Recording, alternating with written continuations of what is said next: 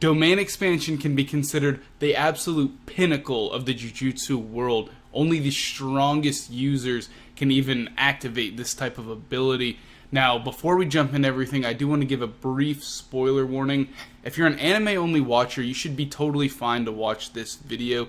There are some slight spoilers in regards to certain characters' domains and how they work. However, I will not be discussing any of the fights or story of the Jujutsu Kaisen manga, so you should definitely be safe to go ahead and watch this video. Don't worry about it too much. All you'll learn about is certain intricacies of particular abilities, nothing beyond that about the story or how certain events and fights play out. But without any further ado, let's get right into it.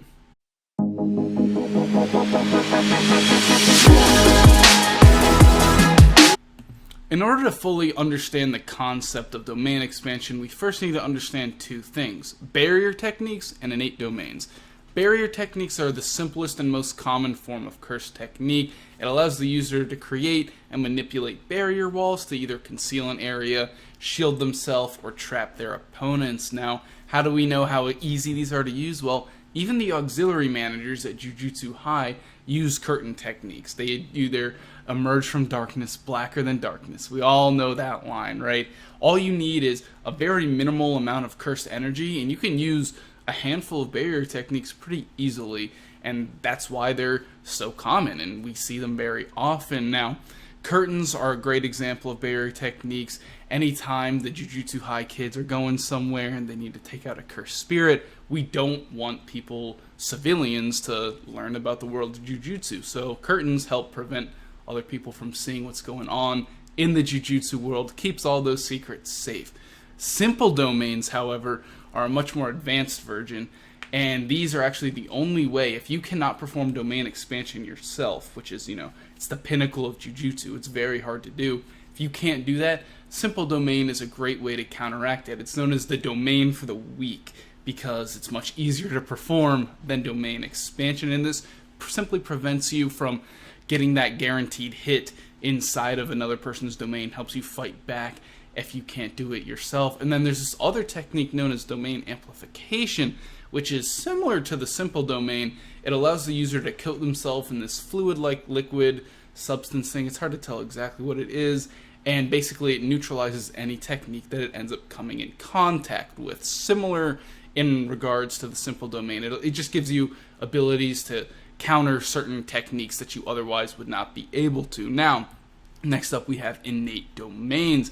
This is a little more complicated than the barrier techniques we were just talking about. This is an area within the user's mind that can eventually be manifested with cursed energy if you reach that level of Jujutsu to be able to perform domain expansion.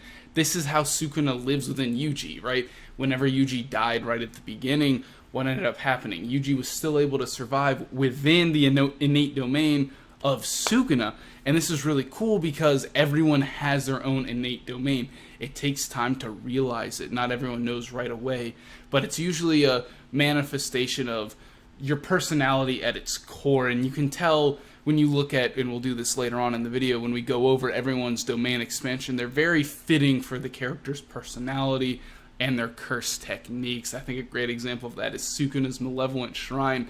I mean, it's just, the existence of it is pure evil. It's horrendous, not for the faint of heart. A lot of skulls everywhere. It's one of those things where your domain represents that part of your personality, and you can kind of do whatever you want with it, though I'm pretty sure most people, when it comes to their innate domain, it's not necessarily something that's like, oh, I'm sitting here, I want my innate domain to be X, Y, and Z. It's probably got a lot of predetermined things, and then once it takes into account your personality and your curse techniques, and it's eventually formed as a representation of yourself and how you battle within the world of Jujutsu. Now that we understand innate domains and barrier techniques, we can talk about domain expansion. So this is always going to be the strongest, most supreme ability that a Jujutsu Sorcerer is going to be able to bring out if they can reach the level to perform this. Now, what exactly is domain expansion? Firstly, you use a barrier technique to create and enclose a separate space. Within that space, you manifest your innate domain, and then this creates an area where you can attack your target. Within this domain expansion, what you end up getting is two main bonuses.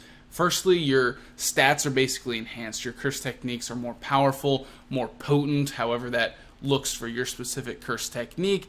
And then you also have guaranteed hits. Can't be dodged. There are a few ways to counter it. We'll talk about that in a little bit here. But outside of those, you have guaranteed hits. And especially against weaker opponents, you activate Domain Expansion and they don't know the countermeasures, yeah, they're getting destroyed immediately. Now, a domain can also be incomplete. This happens when you just bring it about with your cursed energy, right? You manifest that innate domain. But if you don't use a barrier technique, it's not considered complete. And we see this a few times when some of the stronger cursed spirits that are manifested with Sukuna's fingers, they actually create these incomplete domains. And then also, Megumi's domain was considered incomplete as well. Now, once those techniques are, coming at you and you're like, oh shit, I'm inside a domain, what the fuck am I gonna do? Well, you have a few options. Now, firstly, you can attack it back with a blast of cursed energy right when it's about to hit you, but that requires A, a lot of cursed energy, and B, an insane amount of skill and timing. So it's not very plausible that your average sorcerer is going to be able to counter domains in this regard. The main way we see people beating out domains is with their own domain expansion. You simply activate yours, and then you enter a little struggle here, my domain versus your domain, and then ultimately the victor ends up being the more polished one. We saw this when Gojo and Jogo fought, when Gojo fucking teleports across the universe and gets Yuji and then comes back before Jogo can even realize what has happened. Like, ridiculous speed feats right there. And Gojo activates his domain, and because his was more polished and more refined, it easily blew away Jogo's, and he ended up winning that fight. And that's how it ends up going with domain expansion. When you're that powerful, the fights can really be decided that quickly. I activate mine, you activate yours, whichever one's better, if you end up winning. Very, very interesting. And then, like we briefly mentioned earlier, if you're not powerful enough to create your own domain, or maybe if you know that, okay, I'm fighting a special grade, I can't beat that thing, it's too powerful, there's no way my domain is as powerful as that one's, you can use simple domains to help you defend against it. Now, you can also try and escape. However, this is extremely hard, but the more a barrier is reinforced from the inside, so the more effort the user is trying to keep their target within their domain expansion, it actually makes it more vulnerable from the outside to be able to break in. So this option really kind of requires multiple people here. So, we're 1v2ing someone strong. They come in and they can get me out if they're like, okay, you know what? I gotta make sure homie over here is trapped in my domain. They put too much effort on that internal defense. You can break in from the outside. And that's pretty much the only ways you have of countering domain expansion. It is such a powerful technique. And one thing about domain expansion is, because of the immense amount of cursed energy required to perform it, most users can only perform it once in a day. The only person who's been stated to be able to do this multiple times in a day is our boy, the absolute Chad of the Jujutsu Kaisen verse, Satoru Gojo. This man, he's a mythological figure in the world of Jujutsu. Everyone is terrified of him. He can, if there's a rule about, you can only use domain expansion once in a day, of course this man can do it multiple times in a day. He's a freak of nature. He's awesome. We all love this man. Recently in the manga, we learned about another type of domain expansion. What we just talked about is what we see today in the modern day Jujutsu world. Domain expansions that are very focused on dealing high amounts of damage, getting guaranteed hits, really just like very lethal, high-end techniques. Back in the day, during the Golden Age, however, Master Tengen discussed how sorcery was much more common, and what ended up happening was all these sorcerers would have their own domain expansions, and you didn't have to be one of the strongest guys to use it, because their domains looked a little bit differently. Instead of creating a innate domain where you're just, alright, blasting your opponents with curse techniques and their stronger guaranteed hits and everything, basically what they would do, and I'm going to use an example, I'm going to use myself an example here to help you guys understand what this is going to look like. So I would create my domain, and I have a set of rules. And inside of this domain, me and the other guy has to abide by those rules. And then, depending on how I set up the domain, different outcomes can be achieved based on those rules. So, I'm a wrestler. I've been wrestling since I was in 7th grade. So let's say I activate my domain expansion, and now immediately we're on the wrestling mats. We've got headgear, singlets, and wrestling shoes on, me and my opponent do, and the rules are very simple. We're going to have a wrestling match, and depending on who wins and how they win, different things might happen. So let's say we wrestle, I beat you by points. I get a minor, right? Then, okay, your physical stats are reduced a little bit. But then if I end up beating you through major, so in wrestling, just brief, if you don't know, a minor versus a major just depends on how many points I beat you by. Let's say I get a major, okay, now you get minus 25% to your overall stats, right? And then let's say I get a tech fall or I pin you, which are the biggest ways you can win in wrestling. Then let's say your cursed energy gets thrown off, or your cursed energy is reduced by half or something like that. It's not too complicated. You can do this with whatever. The example they used in the manga was sumo wrestling, actually. It's kind of funny how similar that was to me. And it's, okay, you know what?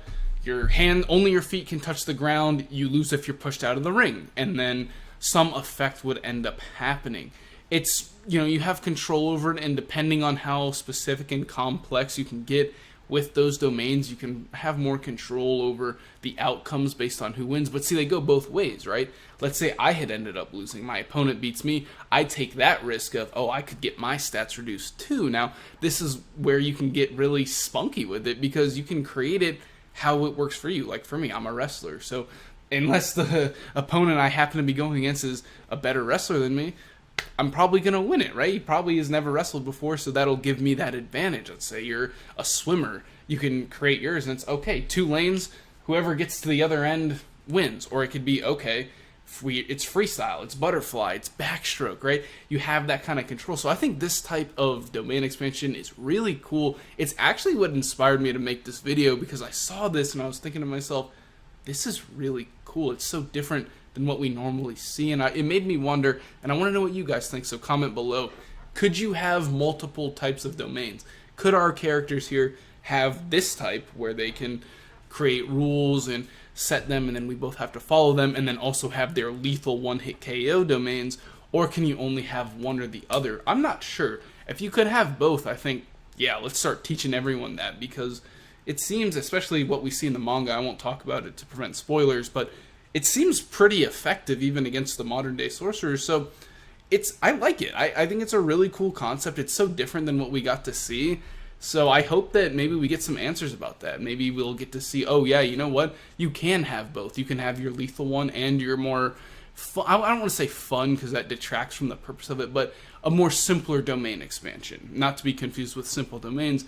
I like this concept, and I'd be interested to see if we can have both types, because if you can, this could be good, and it could help you. Oh, okay, I know my domain expansion is weaker than that guy, but if I use my simpler domain here, this Golden Age style expansion, then maybe I can beat him because I'll have those rule sets to my advantage. It's really interesting, and I like it a lot, and that's what inspired me to make this video. Now that we understand domain expansion and all of its intricacies, let's talk about the characters that we've seen use domain expansion and their domains. Firstly, one of our main cast, Megumi. His is called Chimera Shadow Garden. He basically floods the area with this, I don't even know what to call it. It's shadows, but it looks like liquid almost. So it's some type of shadow fluid, and this allows him to quickly create his Shikigami, just instantly creating Nue, the toads, to trap you down. Really powerful because he manifests his things, his Shikigami, through the shadows, so this domain is perfect for that. And then he can also manipulate shadows. We get to see him do this a few times, like in the real world, where he can kind of dip in and out and use them. He can use them even more advanced. He can even create like shadow doubles. Like, he's literally just using shadow clone jutsu here, and it's really cool. Very powerful, but it is an incomplete domain, so I look forward to getting to see him end up completing the domain. It'll be super powerful, and of course when that happens, I'll make a video on it. Next up, we have Mahito. His is called Self-Embodiment of Perfection, and I have to say, of everyone in Jujutsu Kaisen other than Sukuna, his is definitely the most vicious and malicious looking, but Sukuna's definitely takes the cake. And even the way he creates it is kind of disturbing. He like opens his mouth and all the hands appear within it doing those like hand signs. It's kind of freaky looking. And then the actual thing, it's got all like hands everywhere and like netting, and it's just, you know, very very off-putting. And this is super powerful because inside of the domain, his guaranteed hit is you can guarantee hit the soul, and that's, as we get to see throughout the series, hitting the soul is very much more powerful. Like, it's insanely more powerful than just regular curse techniques. However, this backfires against Yuji because Sukuna's with him. So when he goes to get that guaranteed hit off, Sukuna's just chilling in his innate domain. He's, whoa. The fuck do you think you're doing, young-ass cursed spirit? Get out of here. Who do you think you are? You do not get to touch my soul. What the hell is this? So, yeah, maybe he should have I don't know if he knew that would happen or not, but yeah, suffice it to say, you probably shouldn't use domain expansion against Sukuna, but I guess that's only because it was only because he could touch the soul that ended up happening. It's not like Sukuna ended up using his own domain expansion to counter. He touched his soul, pissed Sukuna off, and launched him out of there. So that ended up being like the natural enemy to Mahito in that regard. Next up we have Dagon, who has a very beautiful, very calm domain called Horizon of the Captivating Skanda. It's a tropical beach. We got this nice beautiful shore, got a sea of palm trees over here, and the vast expanding ocean over here. Super pretty, and inside his Shikigami that he creates can just get their guaranteed hits off. Very simple, not much to it. We do get to see Mahito, Jogo, and the group all hang out here whenever they meet and discuss their plans, and that's really cool. It's nice to see that you can actually create a nice calm domain like this, and you can attack with it, obviously, but you can also just have a good time and chill in there. I really like that use for this domain. Now, next up, we have Jogo. Not to be confused with Gojo, our Chad, but Jogo. His is Coffin of the Iron Mountain. It's basically the inside of a volcano. It just stone everywhere. There's fissures throughout the walls, ceilings, and ground. Magma's bursting everywhere. And most ordinary sorcerers, it was stated, are just burnt to a crisp immediately upon entering. But for our boy, the Chad of all Chad, Satoru Gojo, he's just chilling there like, oh, it's like a sauna in here. This is nice. Maybe I should take my shirt off, relax. Thank you for this. You're too kind. You're too kind, Jogo. And his guaranteed hit, he basically just creates a big-ass boulder right in front of you and launches at you. But as we got to see from Gojo, not too difficult for him to brush off. He's quite the monster in that regard. And speaking of Gojo, his domain expansion is Unlimited Void.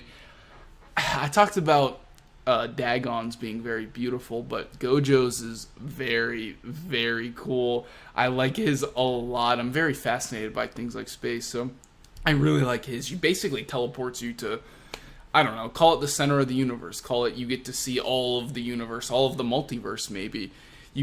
It's crazy. It's very cool looking, and you're flooded with information. So you get to know everything.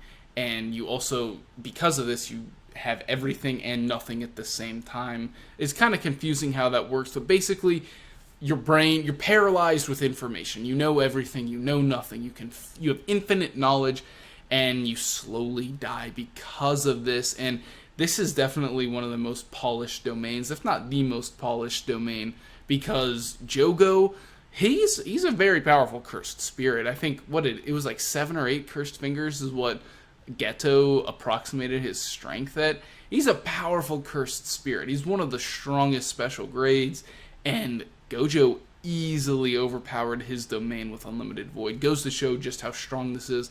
Plus, we also know he can use this multiple times in a day, which goes to show just how much more powerful this is than anyone else. But I want to end with Sukuna's domain, Malevolent Shrine, because his is considered to be the most divine.